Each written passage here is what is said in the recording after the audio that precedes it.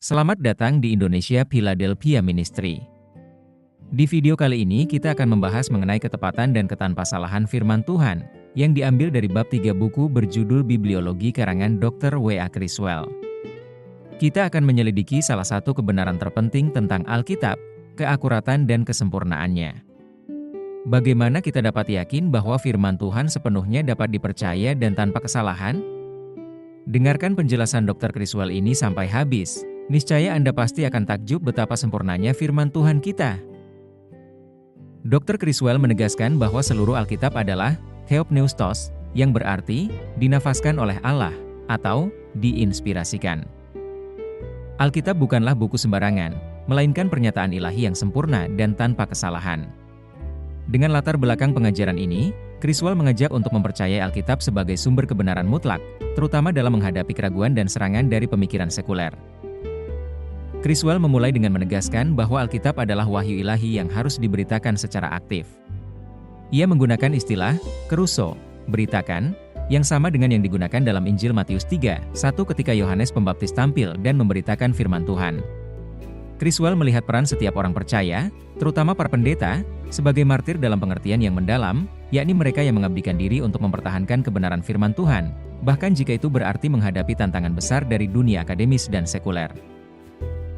Criswell kemudian membahas pengalamannya melayani di kota besar yang penuh dengan institusi pendidikan tinggi, seperti Baptist University dan Methodist University. Banyak mahasiswa datang padanya dan mempertanyakan keabsahan Alkitab, seringkali setelah terpengaruh oleh dosen-dosen yang mengajarkan evolusi dan teori-teori yang menganggap Alkitab sebagai fabel atau mitos. Mereka diajarkan bahwa manusia berasal dari evolusi, dengan leluhur yang berupa amuba dan makhluk primitif lainnya.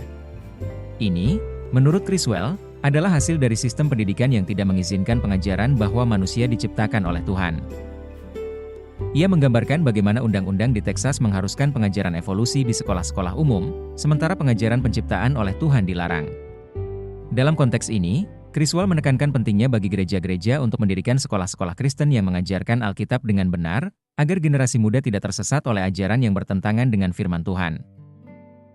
Criswell kemudian beralih ke argumen yang sering digunakan oleh para pengkritik Alkitab, yakni bahwa Alkitab tidak akurat secara historis atau ilmiah. Namun, ia membantah klaim ini dengan menunjukkan bahwa selama berabad-abad, berbagai penemuan arkeologi justru membuktikan keabsahan Alkitab. Contohnya, pada awalnya para ilmuwan skeptis tentang kisah Musa dan suku Het. Mereka mengklaim bahwa tidak ada bukti tentang keberadaan suku Het yang disebutkan dalam Alkitab. Namun, setelah penggalian arkeologis di Asia Kecil, bukti keberadaan suku ini ditemukan, termasuk kerajaan Het yang bahkan dibahas dalam majalah Life. Lebih lanjut, Criswell menyoroti penemuan papirus di Mesir yang mengandung kutipan dari Injil Yohanes. Penemuan ini membuktikan bahwa Injil Yohanes telah ditulis jauh lebih awal dari klaim para kritikus yang menyatakan bahwa kitab itu baru ditulis setelah tahun 350 M. Penemuan-penemuan ini menunjukkan bahwa sejarah yang tercatat dalam Alkitab adalah otentik dan akurat, berlawanan dengan klaim bahwa Alkitab penuh dengan mitos dan fabel. Selain aspek historis, Criswell juga membahas hubungan antara Alkitab dan ilmu pengetahuan.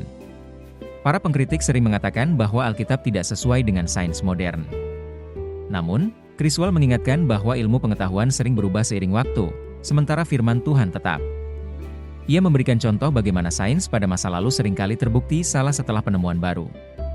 Bahkan, Museum Louvre di Paris memiliki 3,5 mil buku sains yang ditulis 50 tahun yang lalu, namun kini dianggap usang dan ketinggalan zaman.